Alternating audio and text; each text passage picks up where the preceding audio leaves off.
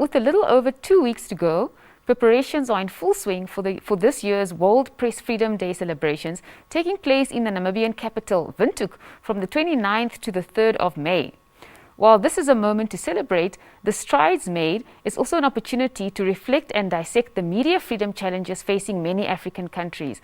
Joining me now in studio is the Vice Chairperson of the Southern African Editors Forum, Mr. Bongeni Bingo. Good morning, sir. Mr. Good Bingo? morning to you too. How are you? And welcome. Well, thank you for having me in Namibia. No, thank you so much for making time to join us this morning. Yeah. Firstly, sir, let's just start.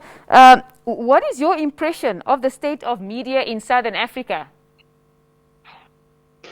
Well, to be honest, it's not where we want it. As practitioners, I think that we all agree that there are certain sports that can do better. There's also certain countries that are, I think, very well in terms of their media laws, media freedoms. And I think that are certainly examples for where we want to be at the very least. Yes. Now, you did mention that we're not exactly where we want to be, especially looking at certain countries with their media laws, etc. Now, while countries like Namibia, Botswana, and South Africa continue to do fairly well regionally and globally, there are a couple of countries, for example, like Zambia, Zimbabwe, Tanzania, Mozambique, and Angola, who haven't been able to do so well. Could you just elaborate on this?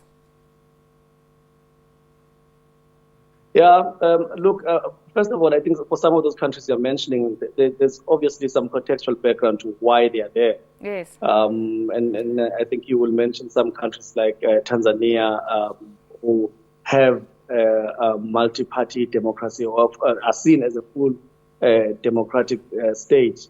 But still, the way that the media is operating is not at the level that we expect it to be, and for such a big country. But there are countries like Angola, Mozambique, who have been ravaged by war and have been, I think, not at a level that can allow itself to just move out to the next level of what is expected of a full democracy. So these countries are really, I think, not moving the level we want or the direction we want.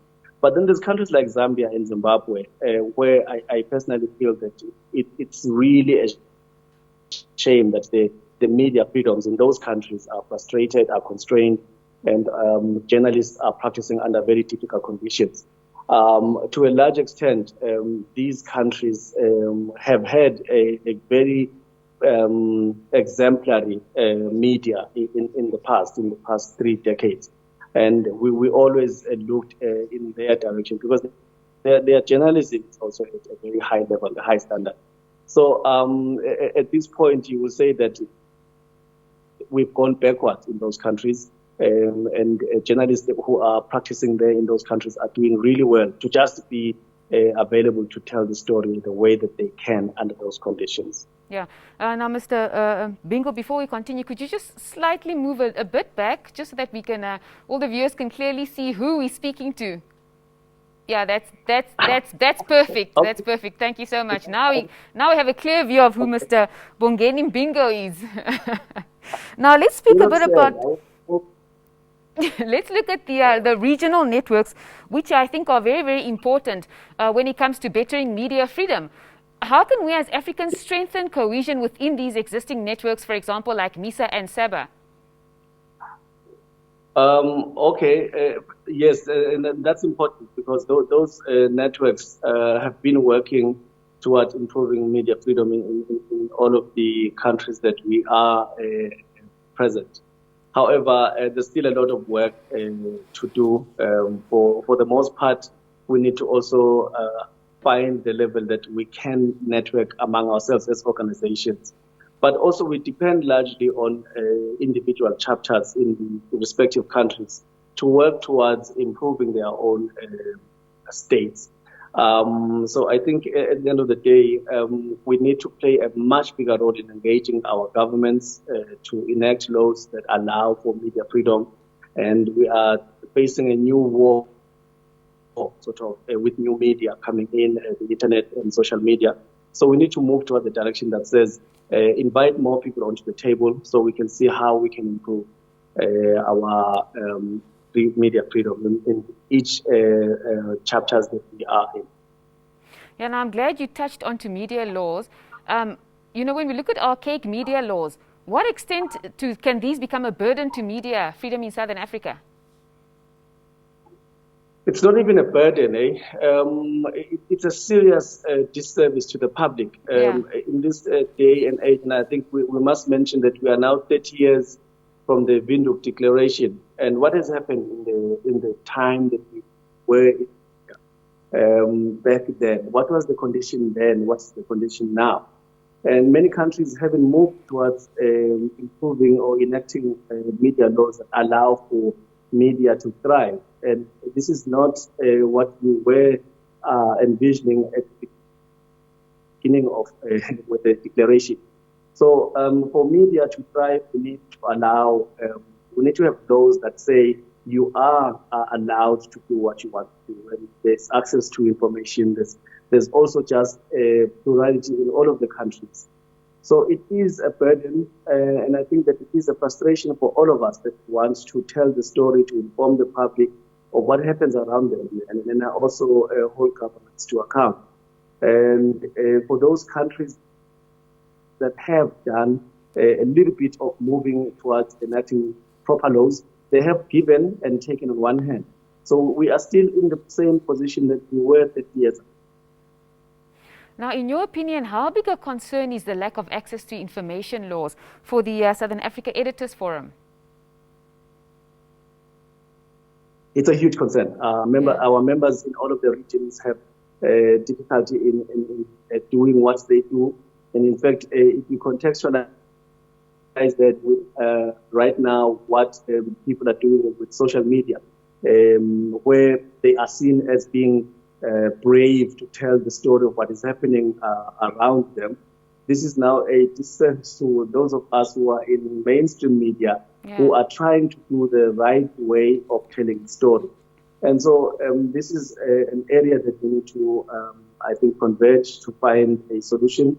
We cannot have a full access to media freedom without a proper laws that say to us we are recognized as players, as important as a fourth state in any of our countries that we are in. And if I can just say also, if we are to pay particular attention to allowing access to information, then there would be a little bit of a synergy between ourselves and those who are on the ground using social media to tell their stories. We will get access to the information and we'll be able to balance the stories. So people will be more informed, and I think that governments and member states or states are going to be able to govern properly with the right tools. Thank you so much for that concise explanation, Bongeni. Now, any final remarks and message on behalf of the Editors Forum to fellow media practitioners, perhaps? Yes, I think maybe just to say that our difficulty in doing the job is not just our own struggle. We need the public to also understand where we are. We need the public to join in the conversation. We need the public to understand that we are constrained in our way of operation. We need the public to also just support our cause for access to information, for our call to enacting proper laws that allow us to practice, because it is their right to access that same information, and we're doing it on their behalf. So for all of the editors in the region that also struggle to tell the story, I know that we share the same thing to say that we are doing this on behalf of each nation, but we don't normally get the support when we are fighting with the governments to say, this is where we are, but this is where we would like to be. Now, 30 years on from the Windhoek Declaration, we should be a proper, thriving media right now in Africa, because we realized back then that there is a level of the playing field that needs to happen for the media to be able to play a significant role in improving democracy in the continent. Yeah, absolutely. No, thank you so much for that, Mr. Mbongeni. Thank you so much for joining us this morning. I hope you have a blessed day ahead. Thank you so much, and enjoy your show also. Thank you. Well, there you have it. That's Mr. Mbongeni Bingo, who's the Vice Chairperson of the Southern African Editors Forum, speaking to us about the commemoration, or rather just World Press Freedom Day, and just speaking about how far we've come as African nations, and also how far some African nations still need to come so that we can have media freedom. We'll be right